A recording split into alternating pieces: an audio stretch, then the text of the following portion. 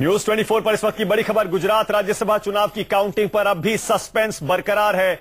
गांधीनगर से लेकर दिल्ली के इलेक्शन कमीशन दफ्तर तक हाई वोल्टेज ड्रामा चल रहा है।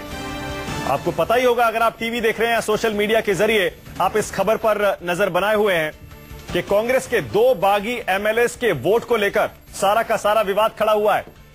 गुजरात में राज्यसभा चुनाव में बीजेपी की तरफ से अमित शाह और स्मृति ईरानी, इनके जीतने की पूरी संभावना है, लेकिन तीसरी सीट पर कांग्रेस के अहमद पटेल को जीत का भरोसा था, लेकिन बीजेपी ने उस भरोसे को डिगा दिया है, अहमद पटेल की कुर्सी को हिला दिया है। कांग्रेस की तरफ से आपको पता ही होगा 6-7 एमएलए शंकर सिंह वाघेला के नेतृत्व में पहले ही पार्टी छोड़ गए थे।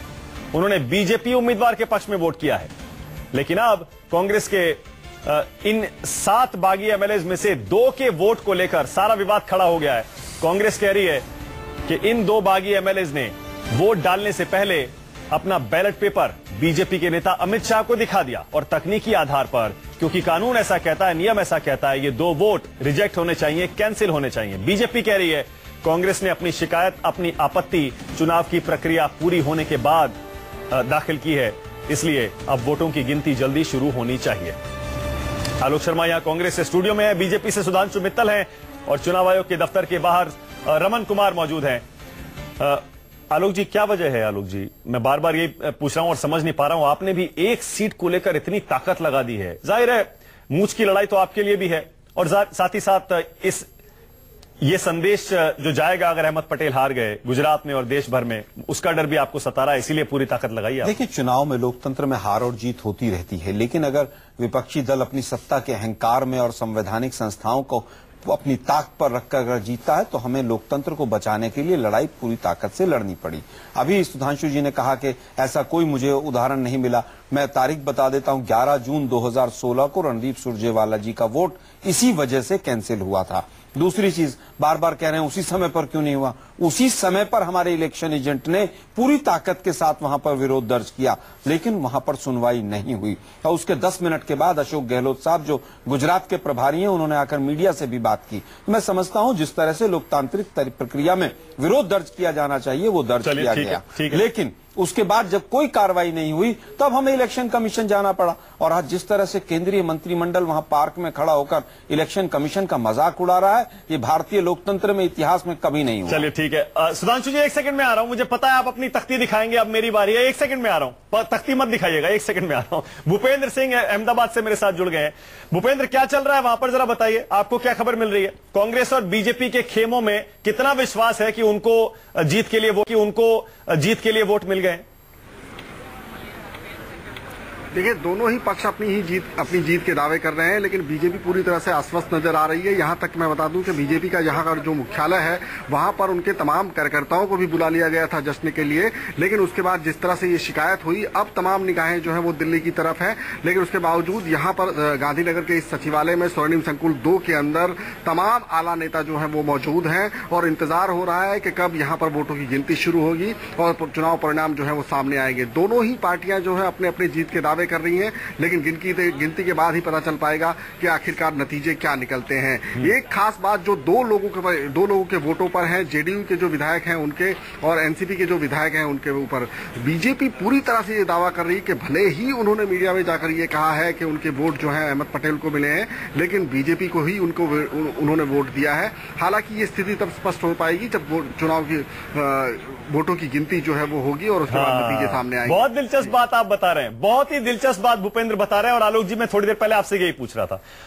एनसीपी और जेडीयू के एमएलए ने आपके उम्मीदवार अहमद पटेल को वोट दिया है, ये वो कह रहे हैं, क्या पता नहीं दिया, और इसीलिए बीजेपी भी पूरी ताकत लगाए हुए है कि अगर ये 2 वोट मान लिए जाते हैं कांग्रेस के बागियों के, फिर तो अहमद पटेल की कुर्सी हिल गई। आलोक जी, देखिए, मैं भूपेंद्र जी की बात को सिरे से खारिज नहीं कर सकता हूं, लेकिन राजनीति में इतना अविश्वास भी नहीं होना चाहिए कि इस तरह से होगा। और अगर इस तरह से हो रहा है तो स्वाभाविक है कि जैसे अभी हम पहले भी बात कर रहे थे कि 2 कांग्रेस के विधायकों ने अमित शाह जी को क्यों दिखाई पर्ची कि साहब हम आपको वोट डाल रहे हैं, उसके पीछे अंडर द टेबल क्या डील हुई है। अगर इसी तरह की कोई डील एनसीपी और जेडीयू से हुई हो तो ये हमारी समझ से परे। क्योंकि एनसीपी के एक एमएलए ने तो दिया है बीजेपी को। मैं वही कह रहा हूँ, उन्होंने तो क्या दिया है। एनसीपी के दो हैं, दो में से एक ने कहा कि कांग्रेस की तरफ और एक ने कहा कि हम बीजेपी की तरफ। तो मुझे लग रहा है अगर अंडर द टेबल डील हुई है तो ये एक और अपने आप में लोकतंत्र की हत्या का नया नमूना सामने आया। सुधांशु जी, ये एनसीपी और जेडीयू के वोट आपको मिल जाएंगे, इतना भरोसा क्यों है? अभी ये अंडर द टेबल की डील की बात कर रहे थे मानक जी। 300 करोड़ की संपत्ति इकट्ठा करने वाले 15 करोड़ जिनसे साहब अमित शाह जी की 300% प्रॉपर्टी बढ़ गई 3 साल के अंदर, उसका भी उदाहरण दे दीजिए जरा। आप मुद्दे पर नहीं रहते ना, प्रॉब्लम ये है। वो तख्ती दिखाएंगे, कोई बात नहीं, तख्ती दिखाने दीजिए, कंप्लीट कर लीजिए, बोल लीजिए। अमित शाह जी की 300% प्रॉपर्टी कैसे बढ़ गई पूरे सोशल मीडिया पर बता दीजिए। वो तो क्लियर आ गया, वो तो कह रहे हैं उनकी मां की संपत्ति उन्हें मिली थी। चलिए, अच्छा सुधांशु जी,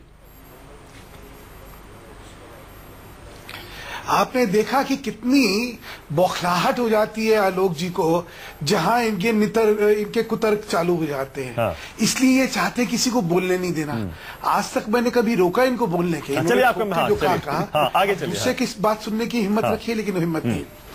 स्पष्टता से अभी इन्होंने आपके सामने फिर देखे कैसे झूठ बोलते हैं और कैसे कुतर्क देते हैं। रणदीप सुरजेवाला 11 जून, अरे भाई साहब 11 जून को चुनाव था।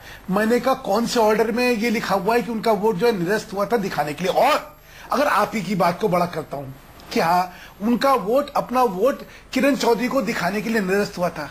तो साहब वो आज भाषण दे रहे हैं। मानक जी देखिए, विश्वसनीयता कांग्रेस की क्यों नहीं है? इसीलिए नहीं है कि रणदीप सुरजेवाला जैसे लोग आके भाषण दे रहे हैं कि भाई ये वोट की सीक्रेसी जो है ये कॉम्प्रोमाइज हो गई, इसलिए कैंसिल होनी चाहिए। अब तुमने खुद ने तो करी और अब तुम दूसरों पे उंगलियां उठा रहे हो। अजीब किस्म के आदमी हो यार। नहीं, अरे उन्होंने खुद सबक लिया है। उन्होंने खुद सबक लिया, गलती हुई तो कमाल कर रहे हैं आप, भी अजीब बात कर रहे हैं। मानक देखिए, उतर्क तो आप दे रहे हैं, कैसे बौखला। अभी तो आप अब कह रहे थे ऐसा हुआ ही नहीं है, अब कह रहे हैं कि उपदेश दे रहे हैं। तो चिढ़ के कहा ये तख्ती लेके बैठना बंद कीजिए। पूरे देश के लोकतंत्र का बैंड बजा रखा है, तख्ती लेके बैठ जाते हैं। मानक जी देख रहे हैं ना आप, फिर आपको दिखाता हूं। अब आपका लोकतंत्र की दुआई देता। अरे भाई तख्ती दिखाने से लोकतंत्र थोड़ी ना बचेगा। अच्छा कंप्लीट कर लीजिए, चलिए कंप्लीट करिए। हाँ। अरे कंप्लीट करिए, एक बार और दिखा दीजिए, फिर लोकतंत्र बच जाएगा।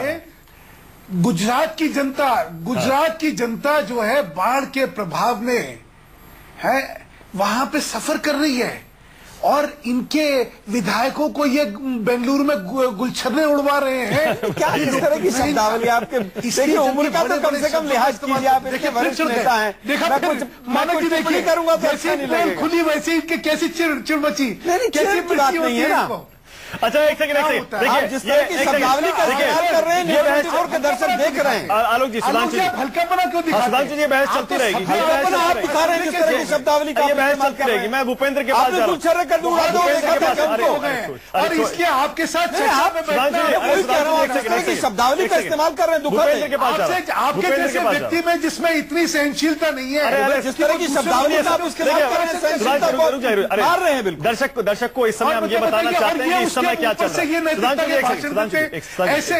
सुधांशु जी एक सेकंड, भूपेंद्र जरा बताइए। भूपेंद्र दोनों पक्ष दावा कर रहे हैं, आप कह रहे हैं जेडीयू एनसीपी के वोट पर बीजेपी अपनी पूरी उम्मीदें लगाए हुए है, लेकिन वो खुलकर दोनों कह चुके हैं कि हमने कांग्रेस को वोट दिया है। वहां इस समय कांग्रेस के खेमे में क्या चल रहा है? बीजेपी का तो आपने बता दिया, जेडीयू एनसीपी पर पूरी उम्मीद है। कांग्रेस के खेमे में क्या चल रहा है?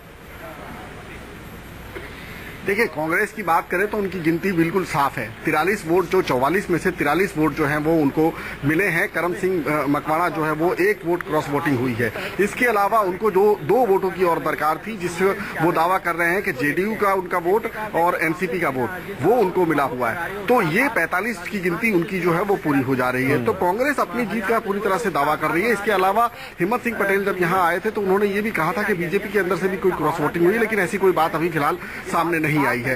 तो इन 45 वोटों के साथ साथ अहमद पटेल की जीत को लेकर कांग्रेस बिल्कुल निश्चित दिखाई पड़ रही है।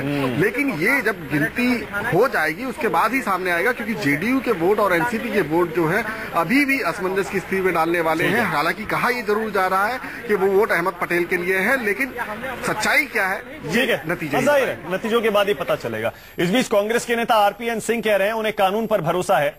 गुजरात राज्यसभा चुनाव में कांग्रेस की ही जीत होगी। थोड़ी देर पहले हमने बताया था, मुख्तार अब्बास नकवी कह रहे थे बीजेपी की जीत होगी, कांग्रेस के आरपीएन सिंह कह रहे हैं हमारी जीत होगी। जरा सुनिए। कांग्रेस पार्टी का डेलीगेशन चुनाव आयोग पहुंचा है। हमारे साथ आरपीएन सिंह हैं। आरपीएन सिंह जी, तीसरी बार आपको यहाँ पे आने की जरूरत क्यों महसूस हुई? हमने दस्तावेज, सुप्रीम कोर्ट के जो दस्तावेज कुलदीप नायर जी के केस में था वो हम पेश करने आए थे। सर्कुलर जो इलेक्शन कमीशन का है और वो सुप्रीम कोर्ट का केस स्पष्ट तौर से कहता है कि अगर कोई अनऑथराइज्ड पर्सन या पर्सन वोट देखता है तो उसका वोट रद्द होना कानूनी न्याय है। हम यहाँ कानून का रक्षा करने आए हैं। भारतीय जनता पार्टी के नेता कोई दस्तावेज लेके नहीं आ रहे हैं, कोई कानूनी कागज लेके नहीं आ रहे हैं, सिर्फ दबाव बनाने के आ रहे हैं कि इलेक्शन कमीशन किसी तौर पर प्रजातंत्र का गला घोटे। बीजेपी की दलील है कि प्रिजाइडिंग ऑफिसर जिस बात का फैसला कर सकता है, 3:30 बजे के बाद आखिरकार आरपीएन सिंह को या कांग्रेस पार्टी के नेताओं को क्यों जरूरत हुई कि चुनाव आयोग से मिले? हम इलेक्शन कमीशन, आपको मालूम है, जब एमएलए और एमपी के भी चुनाव होते हैं, तो आरओ जो होता है वो भी इलेक्शन कमीशन से परमिशन लेता है। इलेक्शन कमीशन जो होता है वो कॉन्स्टिट्यूशनल अथॉरिटी है, आरओ जो होता है वो स्टैट्यूटरी अपॉइंटी होता है। तो हम जो कानून है, जो इस देश का कानून है, क्योंकि आरओ ने उन वोटों को गिनने का फैसला किया, इसलिए हमने इलेक्शन कमीशन से। आपने ये बार बार क्यों कहा कांग्रेस पार्टी के डेलीगेशन में कि चुनाव आयोग पर दबाव बनाने की कोशिश की जा रही है? क्या कांग्रेस पार्टी के नेता पार्टी कौन सा दस्तावेज पेश कर रही है, कौन से कानूनी कागज पेश कर रहे हैं? हमने सुप्रीम कोर्ट का कागज पेश किया है, हमने इलेक्शन कमीशन का सर्कुलर पेश किया है। भारतीय जनता पार्टी कौन से कागज पेश कर रही है, कौन सी दलील दे रही है, ये तो बताएं। क्या आपको लगता है कि सुप्रीम कोर्ट का ऑप्शन खुला हुआ है अगर चुनाव आयोग से? देखिए, हमें पूरा भरोसा है कि ये कमीशन सही निर्णय लेगी, कानूनी हक और प्रजातंत्र जिंदा इस देश में रहेगा। यानी कि आरपीएन सिंह का साफ कहना था कि जिस तरीके से बीजेपी का डेलीगेशन बार बार चुनाव आयोग आ रहा है, वो कोई दस्तावेज पेश नहीं कर रहा है, लेकिन चुनाव आयोग पर दबाव बनाने की कोशिश कर रहा है। तो सुना आपने, कांग्रेस का दावा है, आरोप है कि बीजेपी और मोदी सरकार इलेक्शन कमीशन पर दबाव बना रही है, इसीलिए बड़े बड़े मंत्री उठकर, जैसा आलोक जी भी कह रहे थे, इलेक्शन कमीशन के दफ्तर बार बार पहुंच रहे हैं, जबकि बीजेपी की तरफ से, प्रतिनिधिमंडल की तरफ से यही कहा जा रहा था कांग्रेस के नेता आएंगे तो हम क्यों नहीं आ सकते।